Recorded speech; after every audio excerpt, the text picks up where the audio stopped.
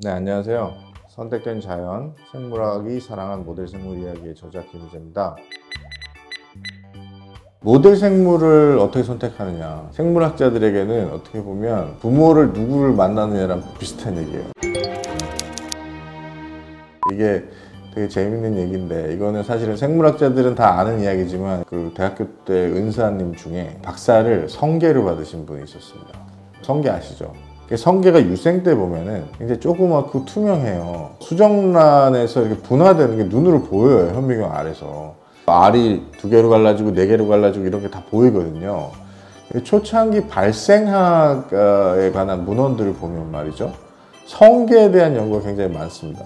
지금도 발생학 교과서를 보면 성게가 거기 들어와 있어요. 모델 생물이 유전학을 중심으로 이렇게 재편된다고 말씀드렸잖아요.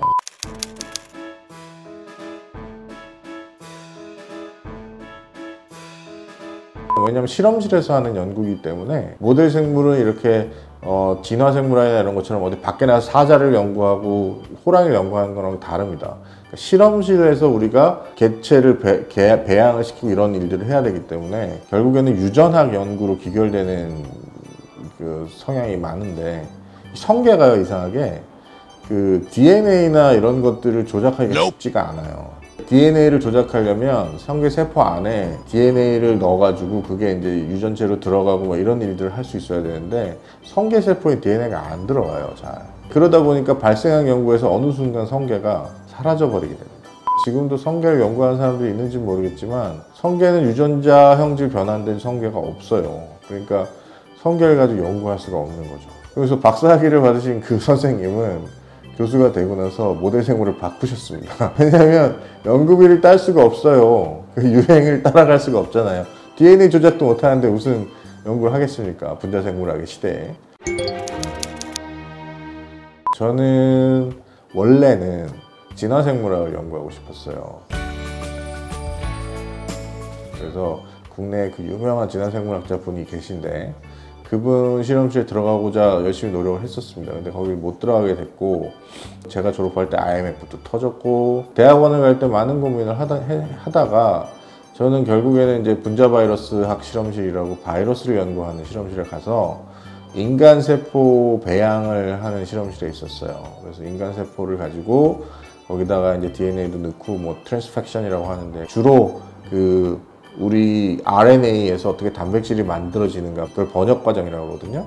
그 번역 개시 과정을 연구를 했는데요. 제가 원래 그 대학원을 알아볼 때 초파리를 할 뻔했어요.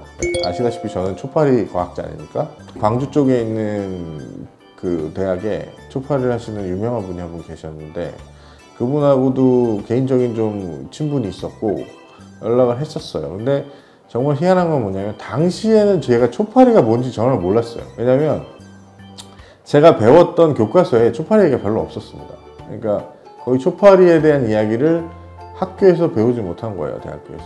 그래서 이제 초파리가 가지고 무슨 연구를 하는지 도무지 알 수가 없는 거예요. 그때가 1990년대 초반인데, 그때면은 사실은 초파리가 생물학의 여왕이었을 때거든요, 미국에서는. 근데도 초파리 연구가 한국에서는 거의 알려지지가 않았었어요. 곤충을 제가 워낙 좋아해요. 저는 원래 어렸을 때부터 꿀벌, 개미 이런 거 잡고 뭐 맨날 메뚜기 잡으러 다니고 이랬던 사람이었는데, 이상하게 파리는 싫은 거예요.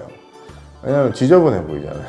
그래서 제가 순수하게 개인적인 이유로 초파리 랩에 안 갑니다. 그 당시 초파리를 선택하지 않았던 건 행운이기도 하고 불행이기도 해요.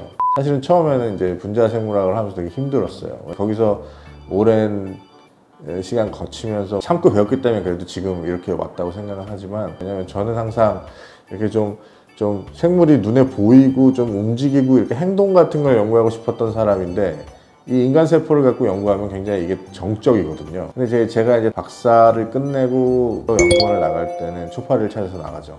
근데 그 초파리를 찾아서 나간 이유가 그 행동을 연구하기 위해서 나간 거고요. 제노푸스라는 개구리가 있어요.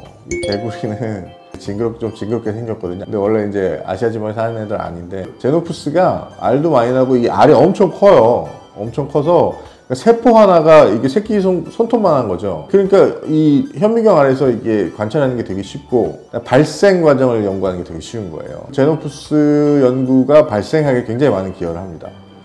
근데 불행은 뭐냐면 항상 더 좋은 모델 생물이 나오면 이 갑자기 사라질 수도 있는 거거든요. 이 지브라피쉬라는 물고기예요.